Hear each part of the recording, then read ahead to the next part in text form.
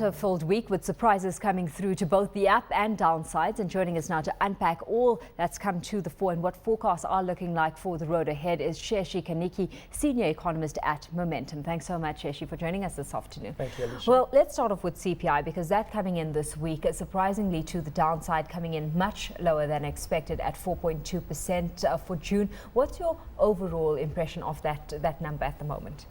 I think we have been surprised by the CPI almost every month since the beginning of this year. We are now exactly 2 percentage points down from where we were in January.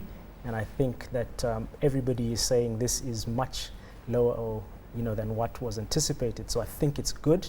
It means that prices are not increasing as fast as they have been. And it's good for the consumer who's currently under pressure.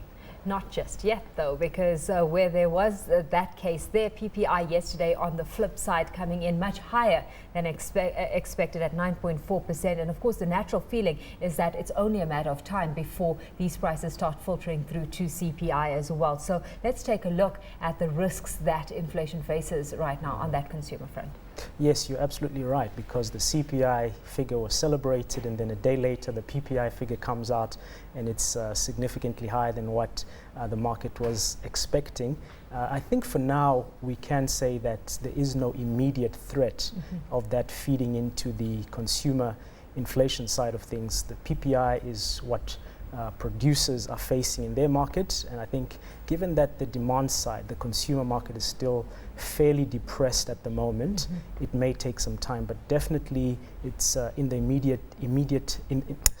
the medium term, there is a threat that PPI figure will feed through to consumer inflation. In that regard, let's take a look at a few of the factors that are just simply too hard to ignore. I mean, electricity tariffs, this is one of the major culprits behind that PPI figure coming in higher. Well, are we looking at a picture here that is only set to get worse, where that figure has been mentioned on one of our shows, where we've seen year-on-year annual change of 40% on electricity prices?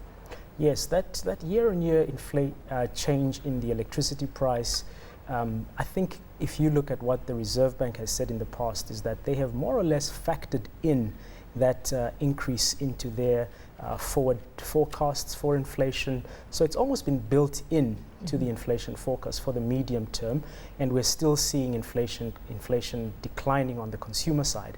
However, I would say that we need to be very careful watching it, and perhaps the Reserve Bank position to say, let's have a wait and see attitude before we move too quickly, probably in light of these PPI figures, is not a bad position to hold. Especially in a context as well where we've got these demands for wage increases increasingly getting louder. Now we've got public sector servants joining on this bandwagon. I mean, what's your outlook in that regard, and wage increases above inflation wage increases posing a threat to that inflation picture as we move forward?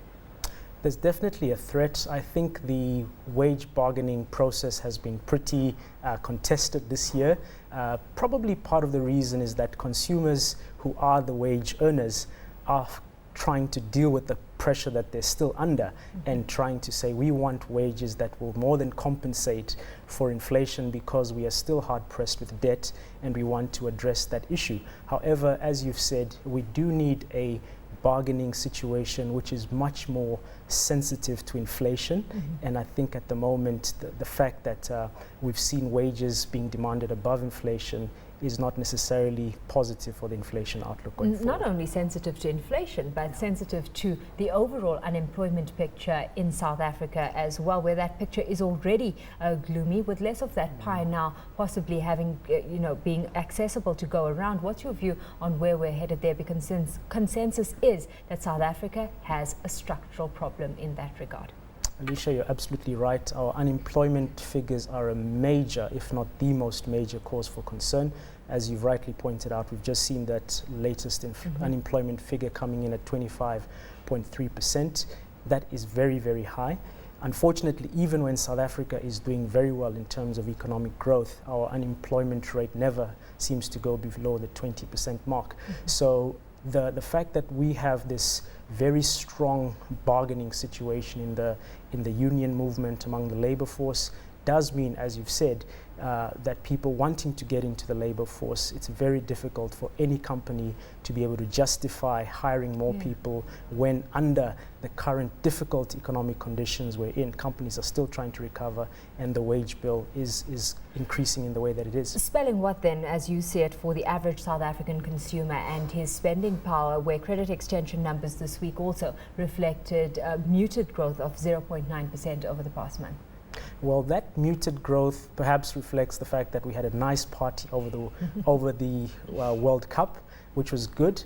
However, I think we need to not get too excited straight away. We probably need some time to see whether that is really a trend. It is good that credit is on the up, but we would need to give it some time to see whether that is really a trend. Having said all of this, with the benefit of hindsight now, I mean, what did you make of the South African Reserve Bank's decision last week to keep rates on hold, and where do you see interest rates moving forward? Because some are calling for a cut come September. Well, I've been of the opinion for the last 3 or 4 months that there's been room for an interest rate cut. We've seen the jobless figures on the rise. We've got the number of consumers with, difficult credit positions in this country. It has increased by almost 1 million people since last year. It's been increasing since 2007. So, and if one looks at it, and the fact that inflation, CPI inflation, has been coming down consistently, our recovery is still very, very fragile. And so I would say there is definitely room for a rate cut. However, it's difficult to call. The rand is getting strong. Yeah. And an interest rate cut would be helpful in that respect as well, because manufacturing is suffering too.